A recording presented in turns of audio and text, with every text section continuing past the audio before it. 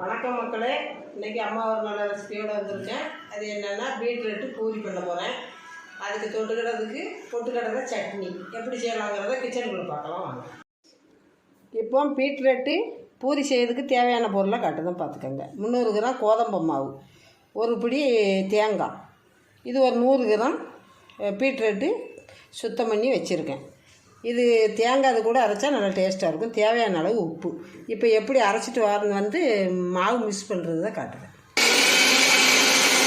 இப்போ பீட்ரூட்டு பூரிக்கு பீட்ரூட்டு தேங்காய் கொஞ்சோண்டு உப்பு போட்டு அரைச்சி கொண்டு வந்துட்டேன். இப்போ இந்த மாவை இதில் தட்டி பிணையணும்.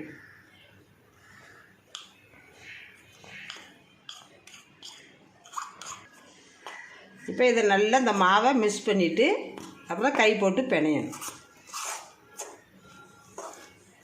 தண்ணி பார்த்து தொளிச்சு தான் பிணையணும். இதில் தண்ணி இருக்கும், பிணைஞ்சிக்கிட்டு காணலைனா தான் நம்ம கொஞ்சம் தண்ணி ஊற்றணும். இப்போ எண்ணெய் ஊற்றி சட்டியில் சூடு பண்ணியிருக்கேன் பூரி போட. இங்கே மாவு நல்லா அரைச்சி நல்லா வச்சுருக்கேன், நல்லா சாஃப்டாக இருக்குது. இப்போ பூரி உருட்டி போடும்போது காட்டுது.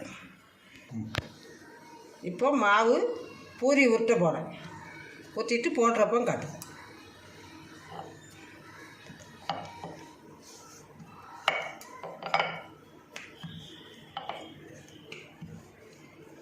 பூரி போட்டிருக்கேன், வேகட்டும். ஒன்று இப்படி போட்டு எடுக்கணும். எந்த கலருமே நம்ம சேர்க்கக்கூடாது. இந்த பீட்ரூட் கலர் மட்டும்தான் இருக்கணும். குழந்தைங்களுக்கெல்லாம் கொடுக்கறது எந்த கலரும் நம்ம சேர்க்கக்கூடாது. இப்போ பீட்ரூட் பூரி போட்டாச்சு, அதுக்கு தேவையான சட்னி அரைச்சிக்கிடுவோம். இப்போ எல்லாம் ஒன்றா போட்டு அரைச்சிட்டு வரேன். போட்டாச்சு, போட்டுக்கிடுவோம்.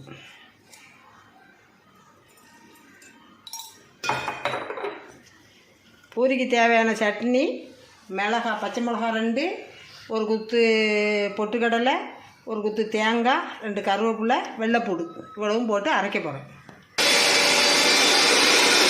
இப்போ பீட்ரூட்டு பூரி தேங்காய் சட்னி ரெடி ஆயிடுச்சு. எப்படி இருக்குங்கிறத சாப்பிட்டு பார்த்து சொல்லுங்கள். இது குழந்தைங்களுக்கு கூட கொடுக்கலாம். ஏன்னா சில குழந்தைங்க கேரட்டு பூரி பீட்ரூட்டு இதெல்லாம் சாப்பிடாது. அப்படி குழந்தைங்களுக்கு இதை செஞ்சு கொடுத்தா நல்லது, ஆரோக்கியமானது, உடலுக்கு ஒரு நல்லது. சின்னவங்கலேருந்து பெரியவங்க வரைக்கும் சாப்பிட்லாம். செஞ்சு பார்த்து சாப்பிட்டுட்டு எப்படி இருக்குன்னு கமெண்டில் சொல்லுங்கள். பீட்ரூட்டு பூரி இப்போ ரெடி பண்ணிவிட்டேன். வீட்டில் செஞ்சு பார்த்து சாப்பிட்டுட்டு எப்படி இருக்குன்னு கமெண்டில் சொல்லுங்கள். பிடிச்சிருந்தா லைக் பண்ணுங்கள், ஷேர் பண்ணுங்கள், கமெண்ட் பண்ணுங்கள். அம்மா சேனலை சப்ஸ்கிரைப் பண்ணுங்கள். மீண்டும் நாளை ஒரு நல்ல ரெசிபியோடு என் பிள்ளைகளை பார்க்க வரேன். நன்றி, வணக்கம்.